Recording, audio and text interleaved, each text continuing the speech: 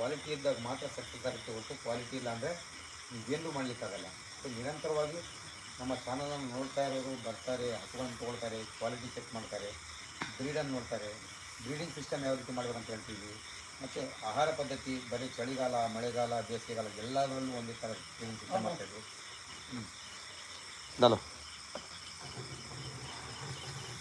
ನೋಡಿ 2 ಡಬ್ಬ ಹಾಕ್ತೀವಿ ನಿಕಲ್ ನೋಡಿ 5 ಲೀಟರ್ದು 10 ಲೀಟರ್ ಹಾಕಿದ್ವಿ. ಇನ್ನು ನೋಡಿ ಇಲ್ಲಿ ಹೇಳೋದೊಂದು ಮಾಡೋದೊಂದಿಲ್ಲ. ಬ್ರೀಡಿಂಗಲ್ಲಿ ಹಸಿರು ಹಾಲು ತೋರಿಸ್ತೀವಿ.